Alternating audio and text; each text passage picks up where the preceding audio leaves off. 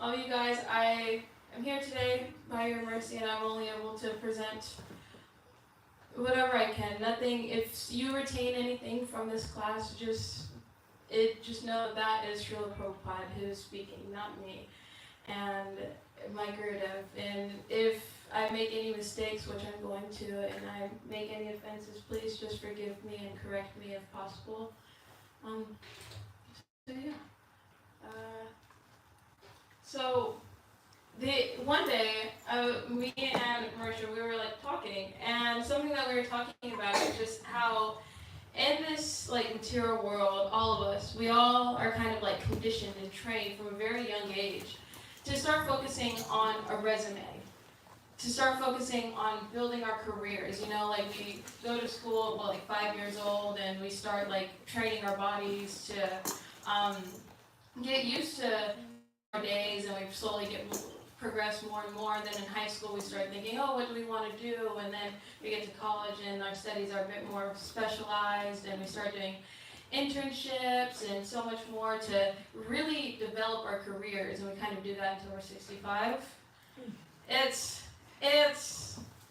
the life in the material world, but luckily we have access to the spiritual world by Srila Prabhupada's mercy. And so with this opportunity, something that we can work on as well and start training ourselves and conditioning ourselves to do is building a spiritual resume. So yeah, and the spiritual resume, it only has like 3 things on it that we need. And I know another resume has like so much stuff. You have to put your address, and you have to make it look pretty and this and that. But this one, since this is more of a mental thing, it's more of a just like a spiritual thing. You just it has 3 things, but these 3 things are also on a regular resume. So I guess I'm just gonna ask, like, what 3 things do you think are needed for a spiritual resume? Cover page. Cover page? No, it's not that extensive. Yeah. Email? I don't think we need an email. I think Krishna knows how to contact us. He needs to. How about education and experience? Ah, that's a good one. Experience. And so I'll put them all here because it's not in that order. So experience is one of them. And what else? References. References? Yeah. Hey, that's a good one. It is a good one. It is a good one. But it falls into another category. It falls into a different category that I have. Prabhu? How about goals? Goals? Yes. So that's the first one. A statement about your goals. And then the next one is experience. Do you want to try the third one? You have to go 3 for 3. I think he knows this one. Oh, okay. Pajiga Binda. Certificates and awards. Close enough. So that. Oh. School? Yes. Those fall into like qualifications. And so for our spiritual resume, we need a statement about our goals, our experience, and our qualifications. So a statement about your goals in spiritual life. That one is kind of something that is defined along the way. So whenever we start, you know, in Bhagavad Gita it says there are 4 types of people that come to Krishna consciousness. Yeah. So there are 4 types of people that come to Krishna consciousness. Usually, like starting off in like distress, or they want some material gain, or seeking like knowledge, or they really just or they're more inquisitive about themselves. And so, yeah. But then, like as you progress and as you start going along in bhakti, you start seeing there's a lot more to just that. So you gradually you go to like, oh, we want liberation from this material world, to oh, we want to be able to serve Krishna. And so that, by the end of this, also hopefully by Srila Prabhupada's mercy, you'll be able to like on your own be able to reflect and come up with your own statement about your goals. And then experience, luckily Krishna has defined in the Bhagavad Gita what our experience is, what we need for experience. And Srila Prabhupada has so graciously given us the qualifications to get there. And so we'll describe these as we go along. Yeah. So first we'll start off with this. Would somebody like to read the Sanskrit? Could we get a few microphones out?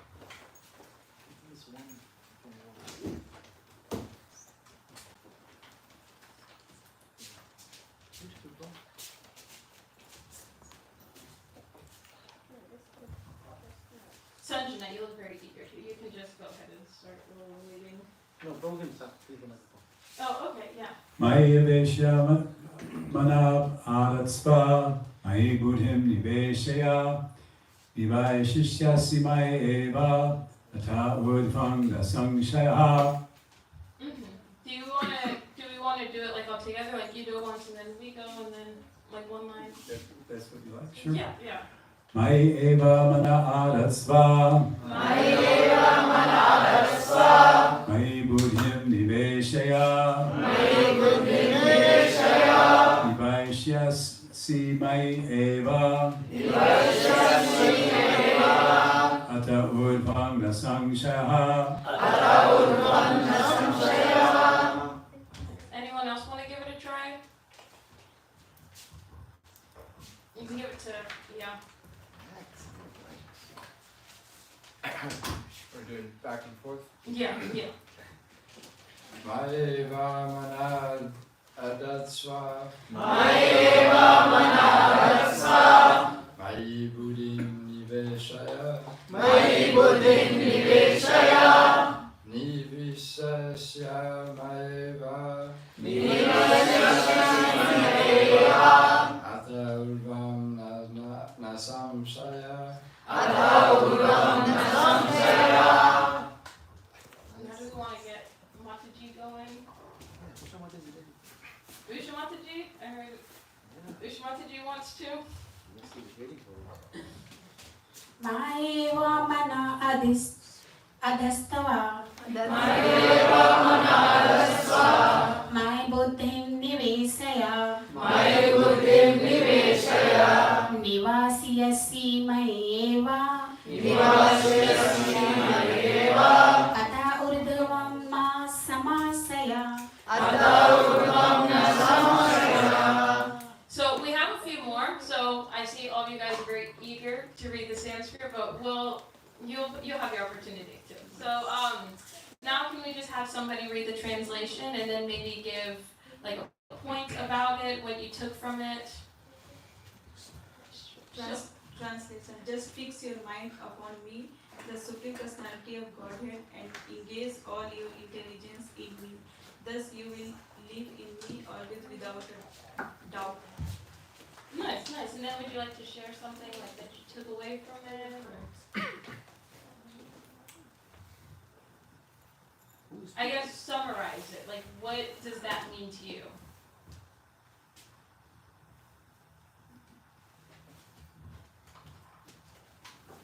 You can pass Mataji. It's okay if you don't want to. Okay. No peer pressure here. Krishna doesn't peer pressure, which we'll learn today. Then we can't do that either. So, yeah. yes. We're talking about wonderful Krishna today. Okay. So yeah, I guess I'll ask you this, Mataji. Where do you think this falls under in our resume? Where do you think this would fall under in the resume that we have? There are three things.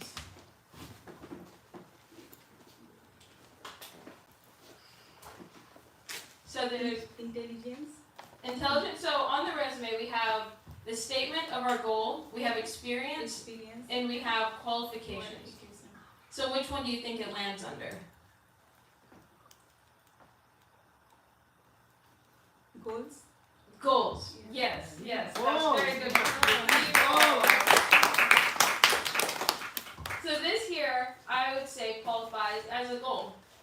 To be able to, in Bhakti Yoga, ultimately, no matter what route you take, no matter what path you, once you start endeavoring on your path to Bhakti Yoga, the end goal is always going to be the same. It's always going to be attachment to Krishna's lotus feet, to be able to serve him, to always engage all of our intelligence in him, and thus live in him, like he's saying here. And he's telling us, he's encouraging Arjuna, right now, Krishna has just shown Arjuna his, in the previous chapter he had showed Arjuna his universal form, and so Arjuna was reeling from that, and now Krishna is describing to him, this chapter is called Devotional Service, so Krishna is describing to him the many ways that one can approach him, and Krishna is saying that, whatever you do, no matter what path you take, this is the goal. The goal is me. And So I don't know, why would we want it to be Krishna? Why Krishna of all people? And it's just very interesting because we see like in the Bhagavad Gita or in the Srimad Bhagavatam, like we were talking about it the other week, my problem was, how like Queen Kunti, whenever Krishna was leaving her, she begged for more calamities because she made the connection that whenever she was going through distress, Krishna would always come and Krishna would always protect her. And so Krishna is so attractive and so dear to her that she was begging, please can I have calamities so that you may stay with me. And that was a very brief one, so we shouldn't go begging for calamities, but that's part of it. Like Krishna's just so attractive, he's a protector. And then we see that like even Dhruva Maharaj, he wanted a kingdom and so many material riches, but after praying to Krishna and attaining these material things, he understood, I don't want these. I think I want Krishna. I think Krishna is much better. And just even Sri Chaitanya Mahaprabhu, Krishna himself, he came down and he said that he identifies himself as Dasanadass, as a servant of the servant of the servant. And why? Because Krishna even says that whoever says that they're my servant is not my servant, but whoever says they're a servant of my servant, they are my servant. So Sri Chaitanya Mahaprabhu wanted to be close to Krishna so badly that he didn't take that position as God. He didn't take that position as, oh, I want to be the servant of God. No, I want to be the servant of the servant. And so, like, Krishna is just so dear. We can learn from many different personalities just and see how dear he is. But now we want to bring that closer to us, because we can talk about it, all these accounts of all the other devotees, but we want to bring it closer to our hearts and see how is Krishna very dear to me. And so Krishna describes this. This is the first part of this we get through experience. And so experience on our spiritual resume, these are the activities that Krishna has talked about in these few verses. These are the different types of, I guess, like paths that we can define to our goal. Like our, oftentimes whenever you need like internships and you have to actually put in work. And so this is, we're going to just discuss about the different types of work that we can do in order to get this experience to go on our spiritual resumes. So, again, Sanskrit for everyone to read. Malini Mataji, you can start us off.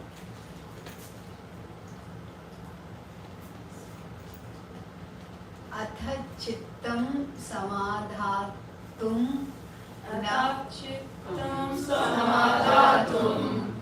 न संक्नोषि मयि स्थिरम् अभ्यासयोगेन ततो माम् इच्छाप्तुं Dhananjay.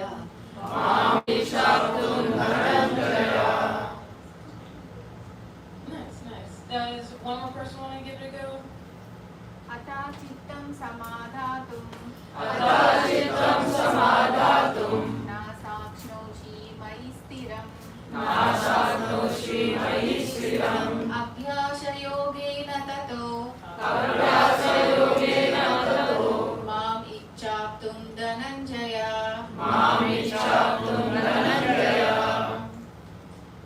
And then, could we just have Snow probably want to read the translation and then maybe give a little summary or like points about it? Translation. My dear Arjun, O winner of wealth, if you cannot fix your mind upon me without deviation, then follow the regulative principles of Bhakti Yoga. In this way, develop a desire to attain me.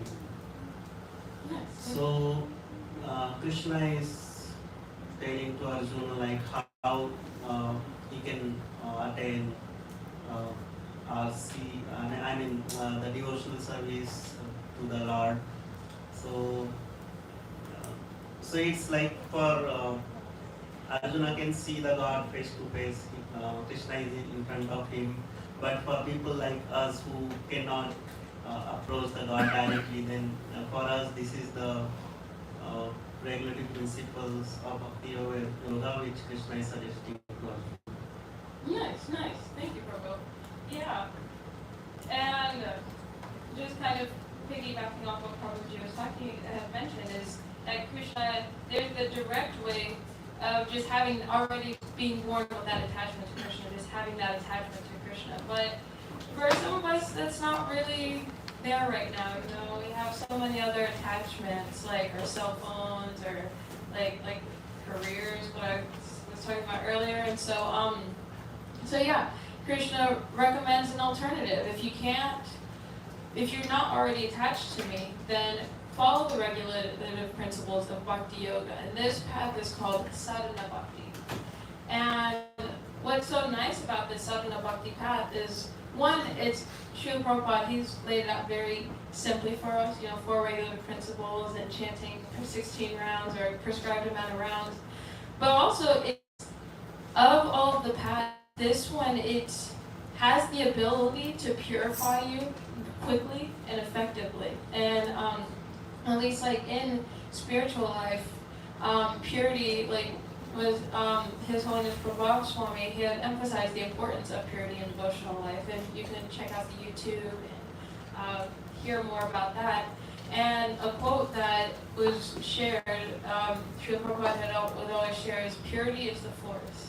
And so as we want to take up and add more experience to our resume, one of the key things that we need is purity. I don't know if you guys have ever heard the story of the ugly duckling. There was a mama, and she had 6 eggs, and then one of the eggs was just a lot bigger than the other eggs, and whenever it hatched, the duckling looked different than the other ducklings. All the other ducklings were yellow and pretty and looked like a normal duck. And then the other one, it was all white and gray, and it looked nothing like the other ducklings. And so all the other ducklings would call him ugly and just always be very rude to him.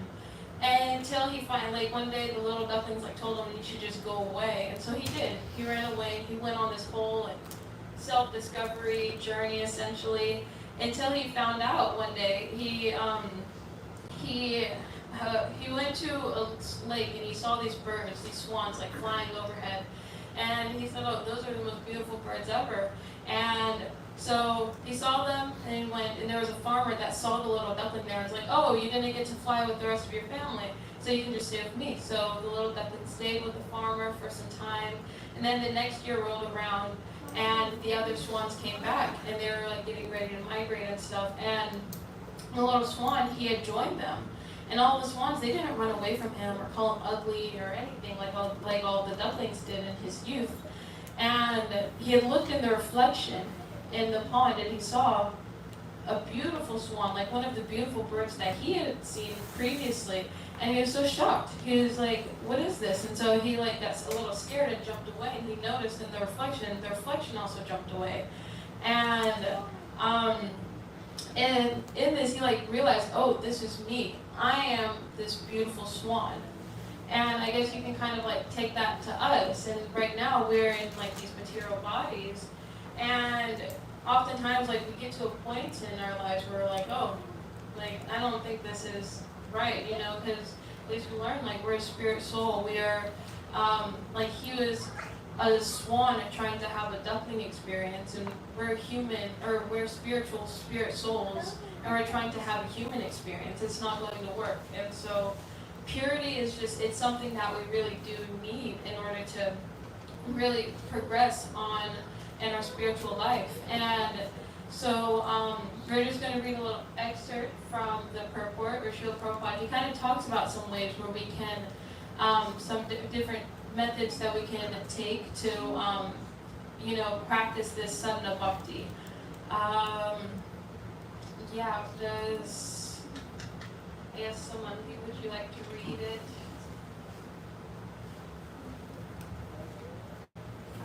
Purport by Srila Prabhupada. To practice the regulative principles of Bhakti Yoga, one should, under the guidance of an expert spiritual master, follow certain principles. One should rise early in the morning, take bath, enter the temple, and offer prayers and chant Hare Krishna. Then collect flowers to offer to the deity, cook foodstuffs to offer to the deity, take prasadam, and so on. There are various rules and regulations which one should follow, and one should constantly hear Bhagavad Gita and Srimad Bhagavatam from pure devotees. This practice can help anyone rise to the level of love of God, and then he is share of his progress into the spiritual kingdom of God. This practice of Bhakti Yoga under the rules and regulations with the direction of a spiritual master will surely bring one to the stage of love of God. From Srila Prabhupada. Nice. Did you want to share? So to be able to reach the level to love God, you need to follow these certain rules. So you have the right mindset and you can you're able to, I guess. Yeah. To you have to follow these rules and regulations to get you in the right mind state to get to that stage of love of Godhead. So here it's just in the purport, Srila Prabhupada, he talks about different things that we can do.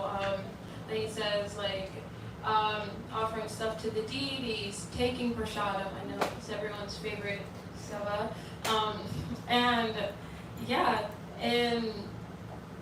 And a lot of this stuff, it might sound a bit daunting whenever you hear I have to do so many things, but it's actually, you don't have to do all of this. Srila Prabhupada, he's created this ISKCON center, right? We're all sitting here today, and just even sitting here, looking at the deities, these are different forms of regulative principles that we should be following and doing, and we, in these ISKCON centers, we're able to just meet people who inspire us to just live a lifestyle where we talk about Bhagavad Gita, and we talk about the stuff that we read in Srimad Bhagavatam, and it's just really a great community to really meet other people who are living a lifestyle similar to this, so it makes it easier for us if we're not quite ready to do it, but we want to. And Srila Prabhupada, he's even for his disciples, he had gave a whole temple schedule where you wake up in the morning for Mangal Arati, and then Mangal Arati, and it's Japa and Srimad Bhagavatam, and then Krishna, whole day that you can have a day without Maya. But Srila Prabhupada also understands that's not necessarily practical for everyone, and even following the rules and regulations, you don't have to necessarily, if you're not at a stage where you're ready to do all of these, then even Krishna and Srila Prabhupada says that it's okay. Krishna offers alternatives. We can move on to the next verse, which is another, this is another example that Krishna has given us. So if we can't follow the regular principles, they can just can somebody read Adi Prabhu?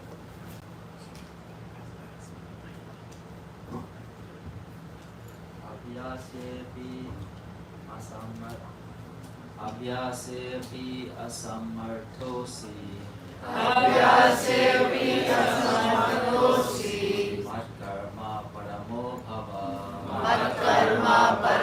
bhava Madartam api karmani Urvansidam avapyasi.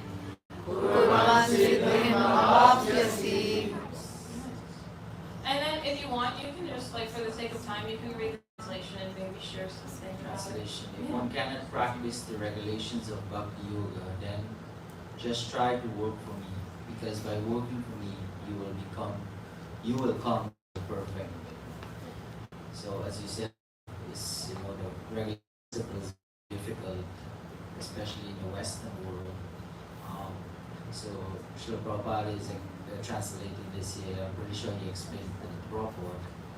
But everything belongs to Krishna. So whatever we work for is also Krishna. There is Krishna and Krishnas. So Krishna is Krishna, and everything belongs to Krishna. So in other ways, we just offer it back to him. Simply. Yeah. No, I like that point. We just offer everything back to him. For millions and millions of lives, we've become so like conditioned to believe that we are the owners, that we are the proprietorship, like we own everything. And like it's just something, a mentality that is very, very hard to break. Like even Lord Indra, he thought that he deserved all of the offerings going to Govardhan. Even little Krishna, little Krishna himself, like Krishna himself was telling the inhabitants of Vrindavan, no, Govardhan provides us with everything, the cows and food for the cows, and we get so much from Govardhan. And Lord Indra saw that Krishna was had dedicated these offerings convincing the inhabitants of Vrindavan to give these offerings to Govardhan. And so Lord Indra, he just like slammed them with a bunch of rain and for 7 days. And Krishna, luckily, he protected all of the inhabitants. But it goes to show that this mentality, this I own everything, it's a mentality that is very, very hard to break. And especially like in this purport, we're going to read an excerpt from the purport, but one of the first lines of the purport, it said that one who is not able to even practice the regulative principles of Bhakti Yoga under the guidance of a spiritual master can still be drawn to this perfectional stage by working for the Supreme Lord. And I guess something that is just very, like, taking up a spiritual master, that can sound a bit daunting. Like, oftentimes, like, even in other, like, you talk to people in other religious practices, they don't necessarily believe in the idea of a spiritual master. It's like, oh, it has to be, like, Jesus Christ. Like, even though technically we believe that he's a spiritual master, but, like, oftentimes it's like, oh, it has to be, like, God himself, God directly. But bhakti is a process with, like, a spiritual master. But Srila Prabhupada acknowledges, like, taking a spiritual master is very hard, especially like, whenever we have that conditioning. And so, what does it mean to like work for Krishna and come to that perfectional stage by working for Krishna? So, does it mean like you do puja for your brand new car, like, dear Krishna, I hope you like my new Mercedes? I mean, yeah, you can do that. But hopefully after you offer it, you don't go try to pick up some Mataji's and Prabhuji's, whatever your preference is, or, you don't hit the club or something, yeah. I don't know, we'll do a little exercise, I guess. If you were to get a new car and offer it to Krishna, what does that mean? What would you be doing with the car instead? What are ways that you can offer to Krishna? Transporting devotees from the airport to where they're staying. Yeah, that's a good way. Anyone else want to give? With a small We can use A small fee, yeah. All donations. Yeah. What else could? Puja like this person. Yeah. Well, after the puja, Mataji, what can you do? Just come every Sunday to the temple. yes. Nice, Mataji. Yeah. You be here every Sunday at 4 p.m. with your brand new Mercedes. So. Nice. Yeah, but even and it's so nice. It's not necessarily just with cars and stuff. So Srila Prabhupada, we're gonna just read a little bit more about what it means to work for Krishna. Can you see? I saw you squinting, Gogo. Is it readable? No, I can read it from here. Okay. Okay. So I'll ask, what are your guys' names? I noticed that you two are new. I've never really met you before. I'm James. James. Jimmy, my dad. And I'm Jimmy. Jimmy, nice. James, Jimmy, nice. Would one of you like to read this? Sure, I will. Excerpt? Yeah. If somebody could get James a microphone. One should be sympathetic to the propagation of Krishna consciousness. There are many. One should be sympathetic to the propagation of Krishna consciousness. There are many devotees who are engaged in the propagation of Krishna consciousness, and they require help. So even if one cannot directly practice the regulative principles of Bhakti Yoga, he can try to help such work. Every endeavor requires land, capital, organization, and labor. Just as in business, one requires a place to stay, some capital to use, some labor, and some organization to expand, so the same is required to the service of Krishna. The only difference is that in materialism, one works for sense gratification. The same work, however, can be performed for the satisfaction of Krishna, and that is spiritual activity. If one has sufficient money, he can help in building an office or temple for propagating Krishna consciousness, or he can help with publications. There are various fields of activity, and one should be interested in such activities. If one cannot sacrifice the results of his activities, the same person can still sacrifice some percentage to propagate Krishna consciousness. The voluntary service to the cause of Krishna consciousness will help one to rise to a higher state of love for God, whereupon one becomes perfect. Srila Prabhupada. Thank you. Would you like to share, I guess, like maybe something you took away from it, or?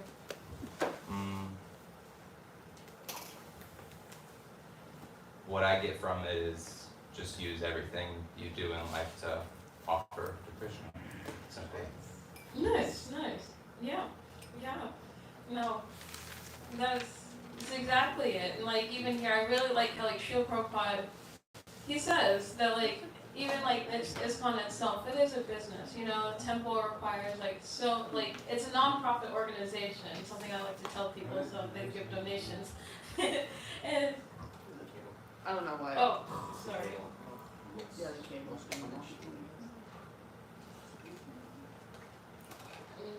Check the lower link. When you touch this, it disappeared. Yeah, there is a Okay. Sorry. Okay.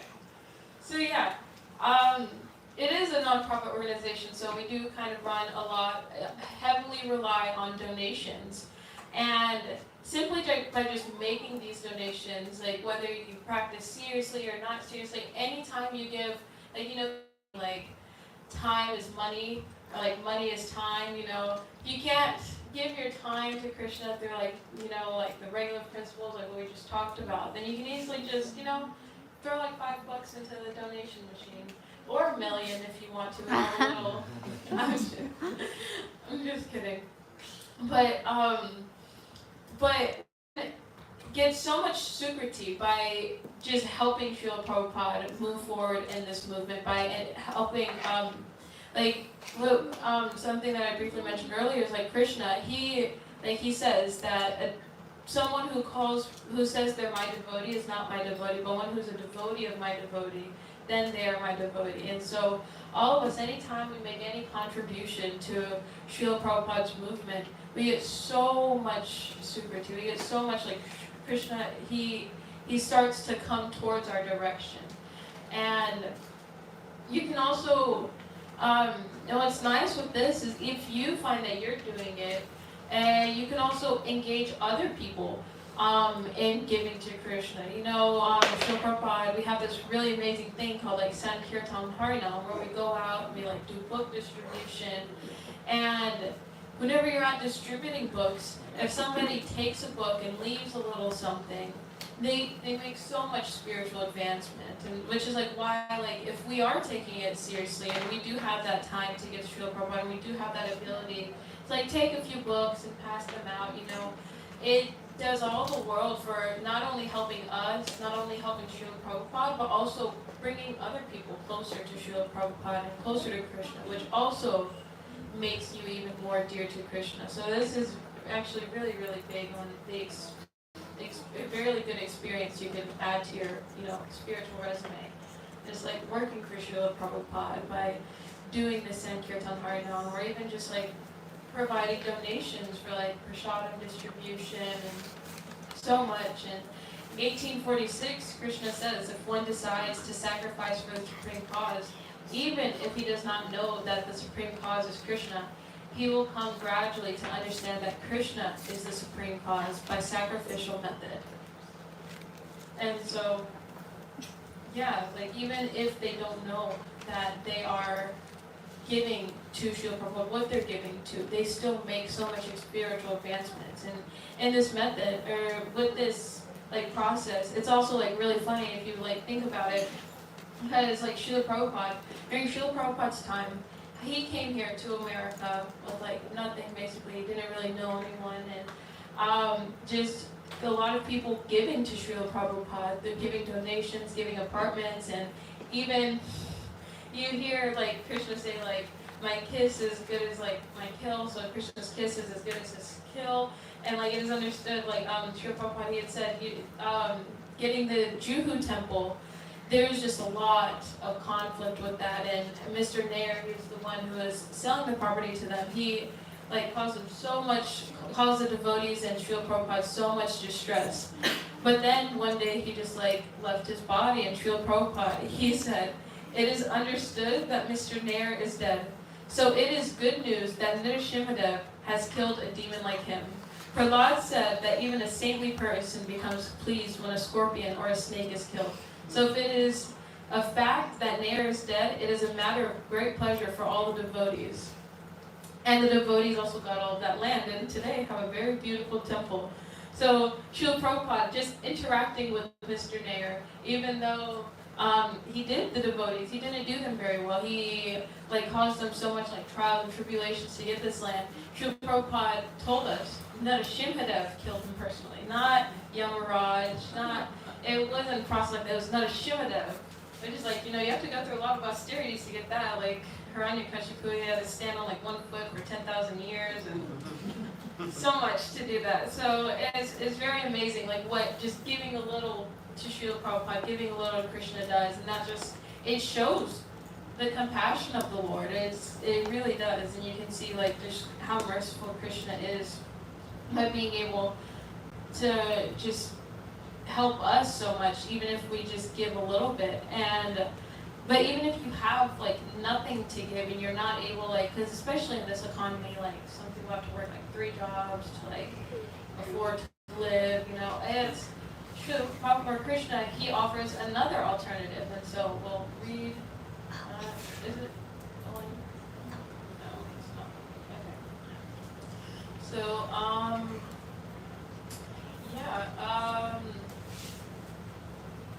Niraj Prabhu, would you like to read it? You can like do Sanskrit once and then like translation and then. Athaitat api asaptosi Kartum mad yogam asrita Sarva karma phalatyagam Tata kuru yatam mavan. Translation: if, however, you are unable to work in this consciousness of me, then try to act giving up all the results of your work and try to be self-situated. So again, I'll try to use an analogy here, right? And so Prabhupada is giving different kind of options. Like if I want to grow, again, not the spiritual example I'm taking here, like if I want to go to the 5th floor, I have an option, I can either take escalator or elevator. So if I go by elevator, it's a very nice and quick way to go up. But again, if I cannot take elevator for some reason, then there is an option, I can either take elevator or staircase based on my desire.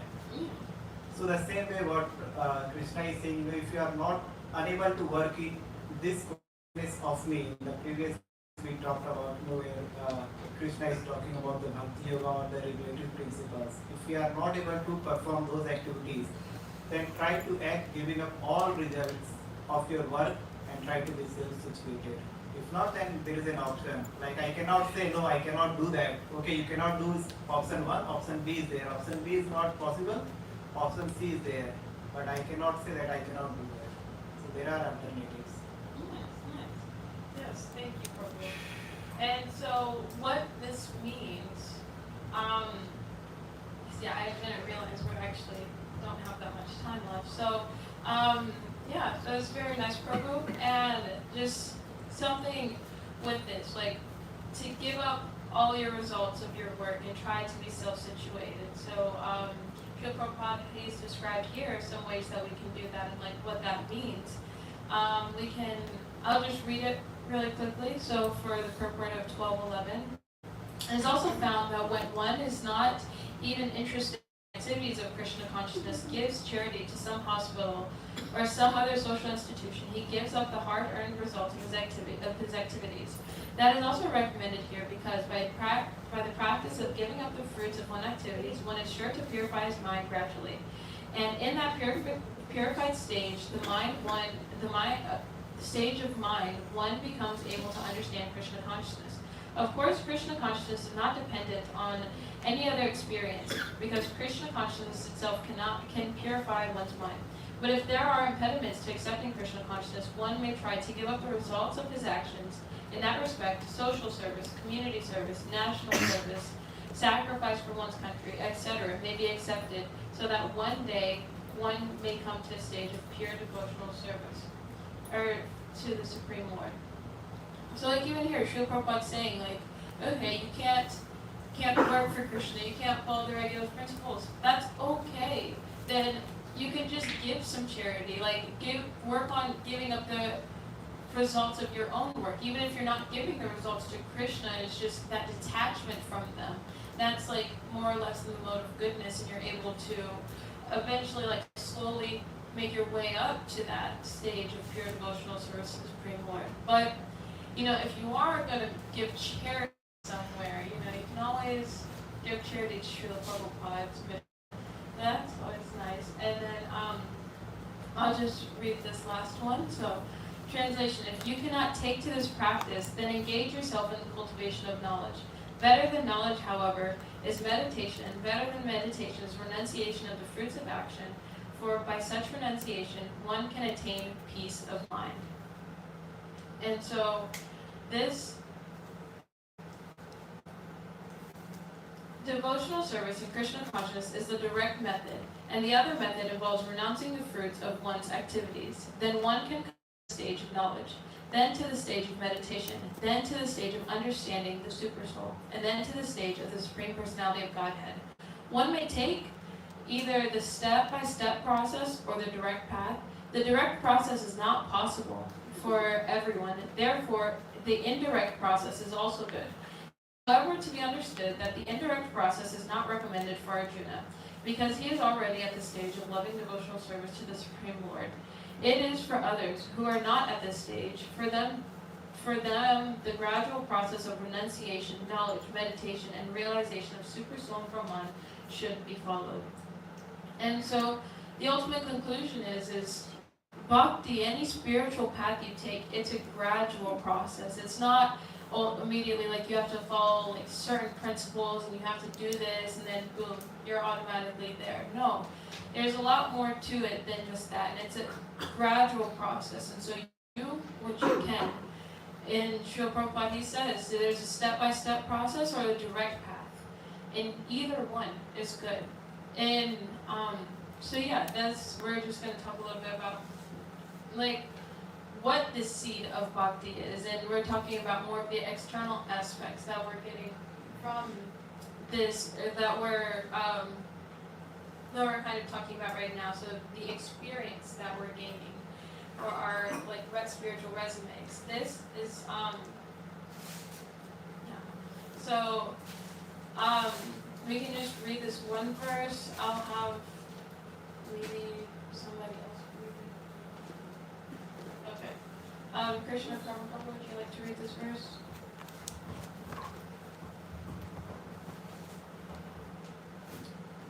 According to their karma, all living entities are wandering throughout the entire universe.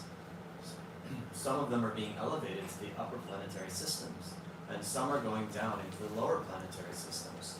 Out of many millions of wandering living entities, one who is very fortunate gets an opportunity to associate with a bona fide spiritual master by the grace of Krishna. By the mercy of both Krishna and the spiritual master, such person receives the seed of the Kripa of devotional service.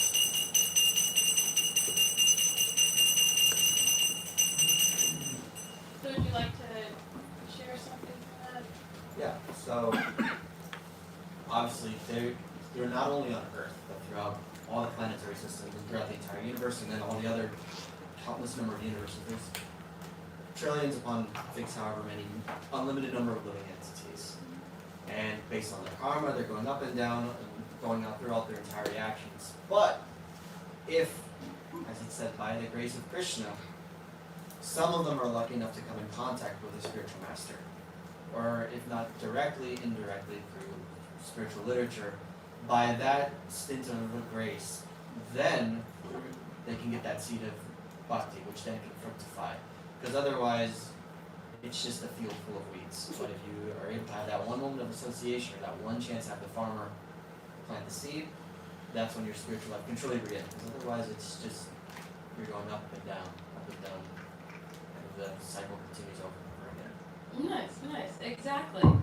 So, like Prabhu very nicely said, we need to have, like, at least like on any spiritual path, like, to get, or anywhere you're going, to like get from point A to point B, like say you're going to UCF and you don't know where it is, you need a GPS, you need something to guide you. Even, building a normal resume, because we're kind of on that theme, you have to usually go to like career fairs, or you go fairs, or you go to like different people at school to help you with making your resume. So in your spiritual life and trying to endeavor on this bhakti yoga practice, it's very, very simple. We can just turn to a spiritual master, and oftentimes that spiritual master is Srila Prabhupada. And so by developing faith into Guru, by developing faith into the sadhus, and by developing faith into Shastra, these are the three things that we need in order to really start. Like he was talking about, we're planting that seed of devotion, and now we need to cultivate that seed. And so the water, the sunlight, the rain that's used to help that seed fructify, it all comes from faith. And you're probably saying, like, faith is an internal thing. Why is it listed under external aspect? Because in Bhakti Yoga, Bhakti Yoga is a practice of loving devotional service. So we'll focus on the devotional service aspect. Faith means action. And so we have so many like wonderful books here that kind of like go into and give us, we have all of our Shastra here. And our Shastra, it has all of the facts about spiritual life, and it's only, and if you have faith in it, then you can understand it. If you, and same with the sadhus, they, this means like faith and teachings of previous acharyas. The sadhus in our Guru Parampara system. So oftentimes, like a lot of these books, Srila Prabhupada, he's like the Nectar of Devotion. It's a summary of the Bhakti Rasamrita Sindhu, or like the Nectar of Instruction. That is also just Srila Prabhupada. He's taken a lot of these books by the acharyas and has put them in a way that we can read them, we can understand them, we can too develop that faith in these books. And lastly, in a guru.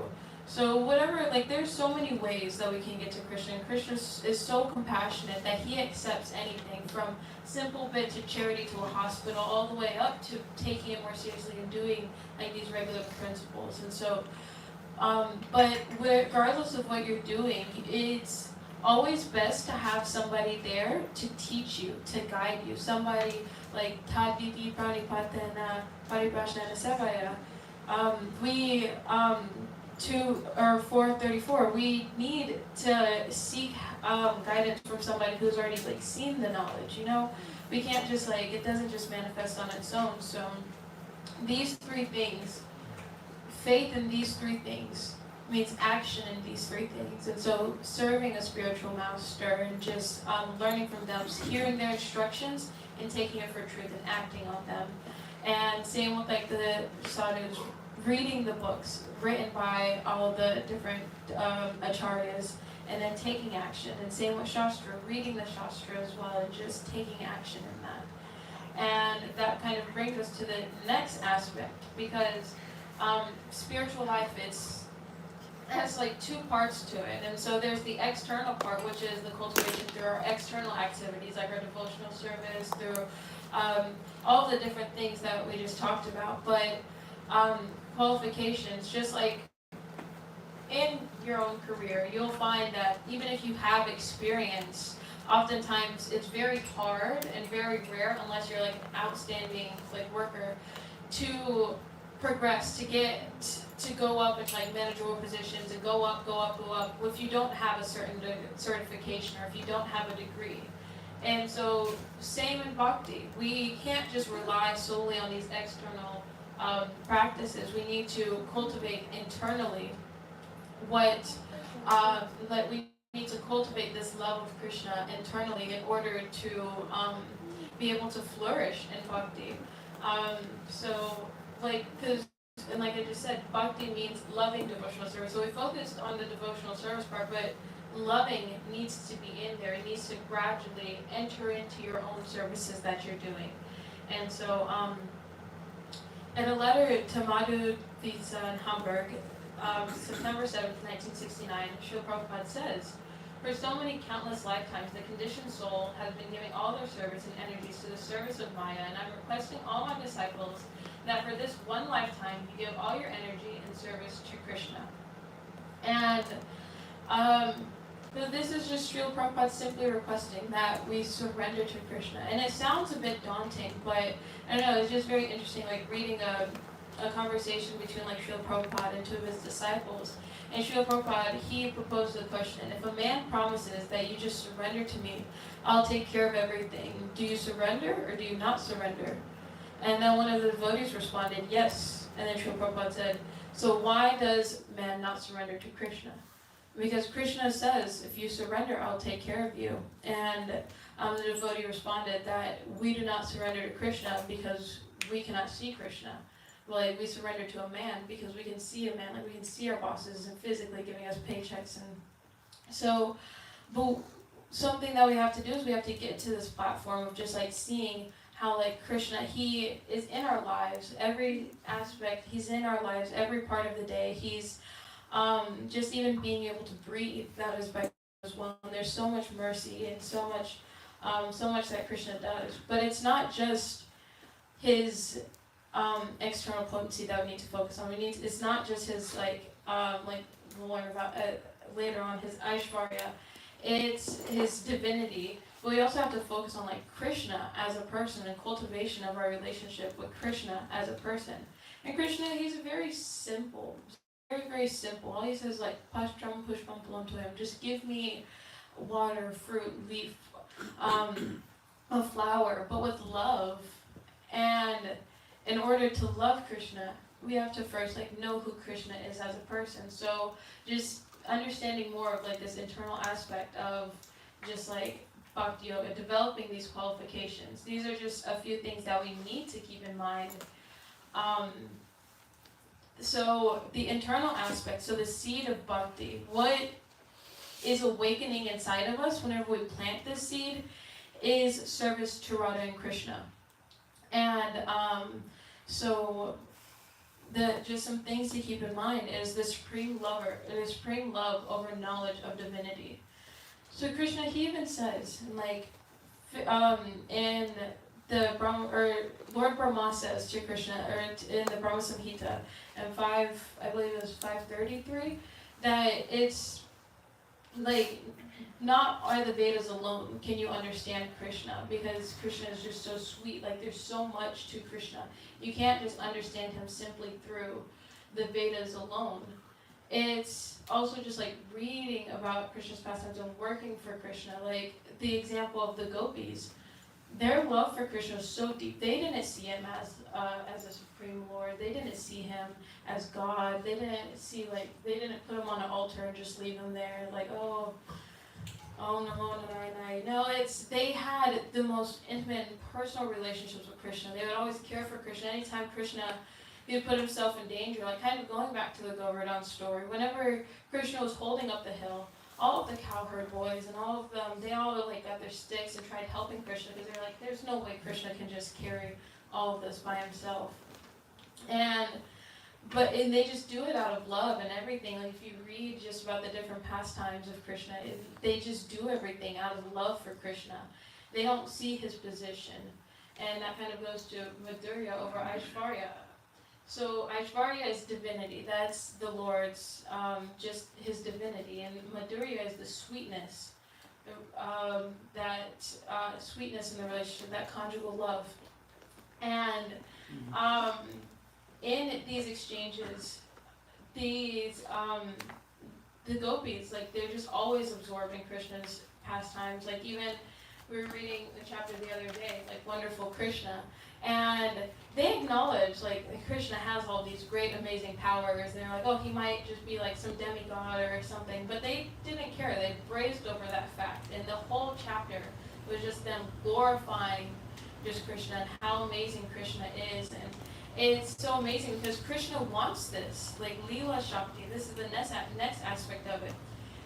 Krishna willingly is covered by Yoga Maya, and so this divine spiritual energy that covers him and also covers all the inhabitants of Vrindavan, because Krishna prefers these types of exchanges.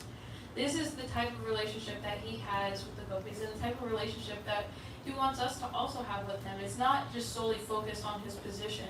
It's like that can get lonely. You know, imagine just being like the boss and everybody's just like always scared of you, fearful of you. It gets lonely, and it only comes to you if they want something. Like, it's not a way to live. And Krishna, he sees that, and so he willingly gets covered by Yoga Maya to be able to have these interactions with the devotees, to have a mother, and to have a father, to have friends, and this is the highest form of devotion. The gopis love this selfless, unconditional love of the gopis. They just love Krishna for who he is. Whenever Lord Brahma, whenever he took the other cowherd boys away, Krishna, he expanded himself into all these various incarnate, like all of the cowherd boys, and all the mothers, all the families, like it fell so in love and like took so much like good care of their sons, and they just like even the cows, like they started producing more milk. They just became so just like I guess like ecstatic. But they didn't know that it was Krishna. They thought that it was their sons or their calves or children. And it's just, this is how attractive Krishna is. It's not necessarily focusing on who he is as God, but who he is as a person. And so that kind of comes to the last point. Focus on the relationship, not the position. We need to focus on our relationship with Krishna, not necessarily only that Krishna is God. So we do have to learn that. Like in one of the purports in the second canto I was reading, in Srila Prabhupada, he was talking about first, whenever we start our spiritual life, we learn about the external potency of the Lord. We learn about this material world and its creations. Because if you look at it, it's very great. Like if you study like biology, chemistry, you see how amazing and perfect everything is in this universe. It's very, very amazing. And just how all these systems like work together. But that's just looking at Krishna's external potency. Like if you look at just the way that DNA is structured, the way that all the various cycles in your body work, you see like, oh, that's pretty cool. But then you see like, oh, that's just a very small fraction. That's not even tapping into the internal part of Krishna, the spiritual potency, the internal potency of Krishna. And so after learning, Srila Prabhupada says, after learning about his external potency, then we can understand that he is God and respect him as such. But we go past that and go deeper into that, into learning about his internal potency. Because in doing all of these things, you can't neglect the fact that he is God, because you can't just like go onto the altar and say like, "What's up, Karanga?" You know, it's not something you can do. It's not necessarily appropriate. But yeah, and this is just for the sake of time, we're just Shikshastakam. You guys should learn it, read it, and it's told that just reading the Shikshastakam, it's a gradual progression of bhakti, what your bhakti life is, and it comes to this culmination of Lord Sri Chaitanya Mahaprabhu saying, "I know no one but Krishna as my Lord, and he shall remain so even if he handles me roughly by his embrace, or makes me brokenhearted by not being present before me. He is completely free to do anything and everything, for he is always my worshipful Lord, unconditionally." And that's all we're trying to do here. That's what we're trying to do with bhakti, develop unconditional love for Krishna, so that we can, we don't care so much. We stop caring so much about what's going to happen today, what's going to happen tomorrow, and like we stop worrying so much about all of our calamities, and we just start focusing more on like Krishna and serving Srila Prabhupada, and just in spiritual life, balance of both of these things are extremely important, because if you are too much external, you can become very ritualistic. If you focus too much on the rules and regulations, you become very ritualistic. It's just something that like our Gurudev, His Holiness Guru Krishna Goswami, he warns against. Like it's very easy for people to become, it's a word called a smarta. So it's too focused on rules and regulations, and in everything you have to understand the context of Srila Prabhupada's words and understand the difference between principle and details whenever it comes to preaching.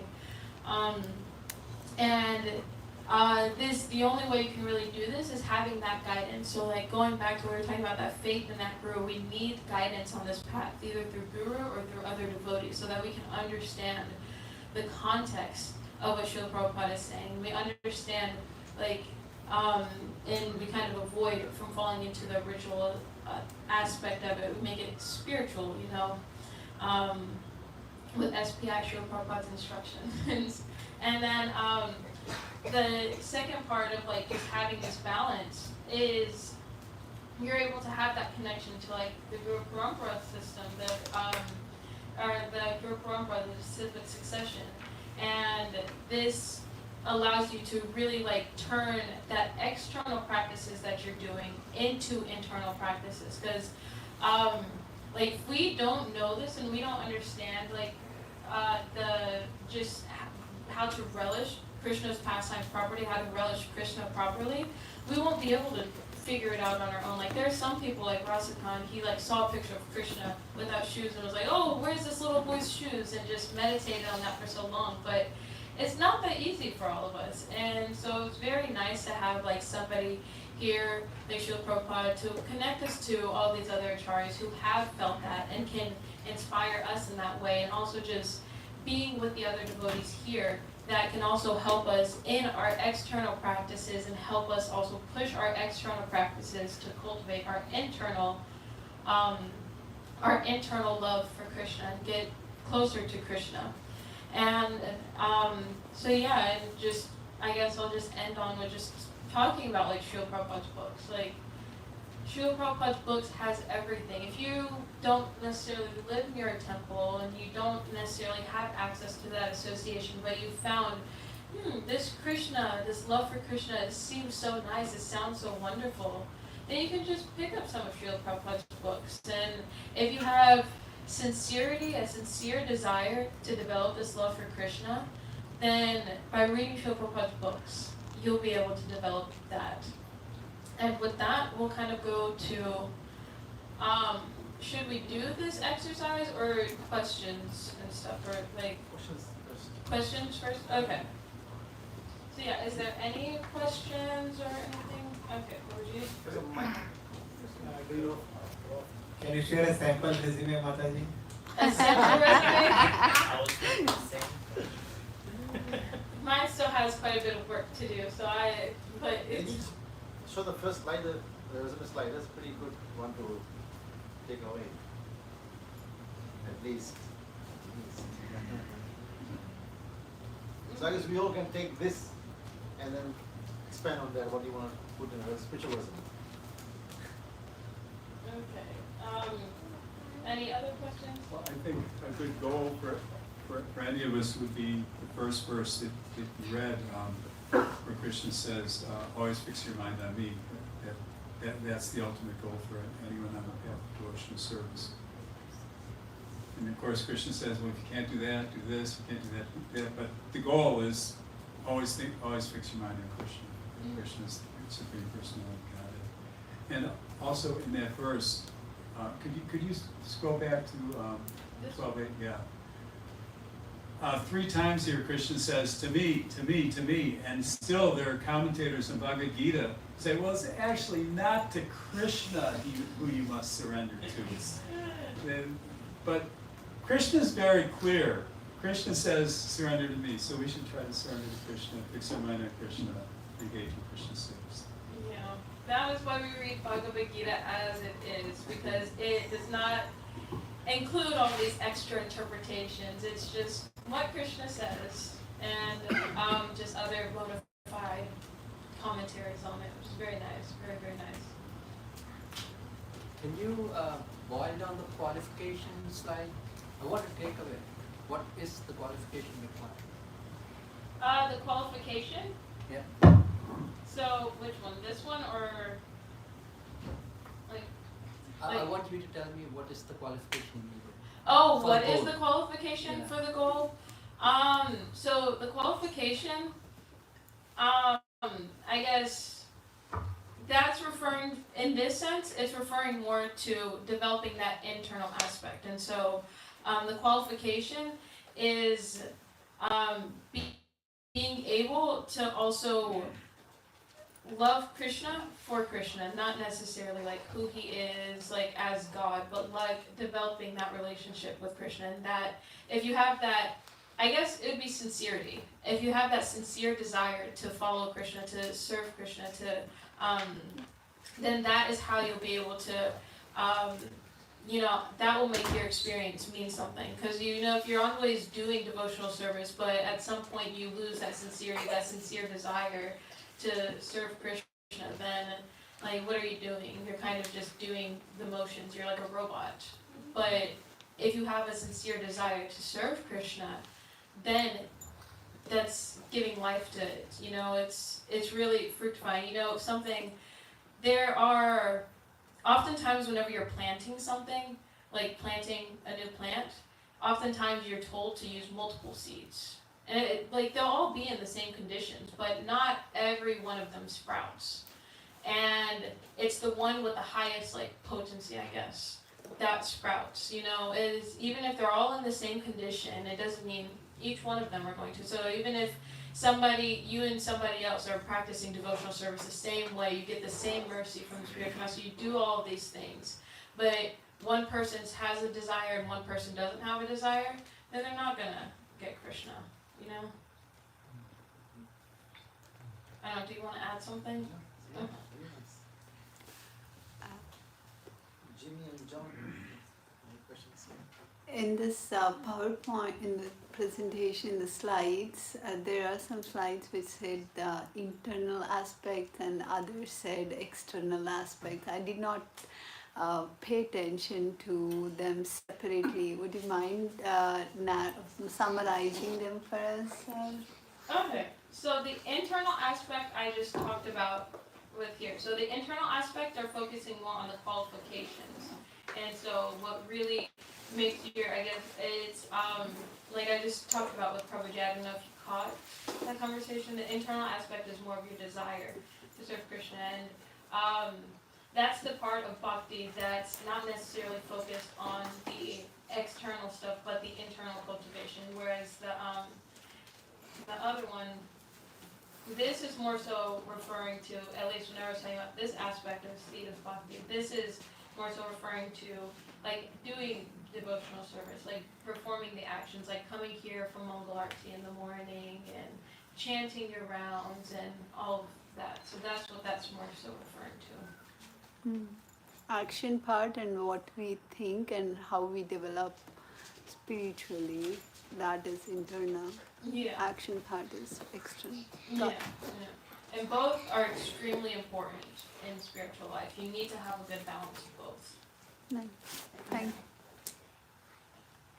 And sometimes, this can also be expanded an example when we have kids. So when they're young kids, small kids, like we have wonderful Krishna kids here, they are our kids, they will be doing mess in the house, all these things.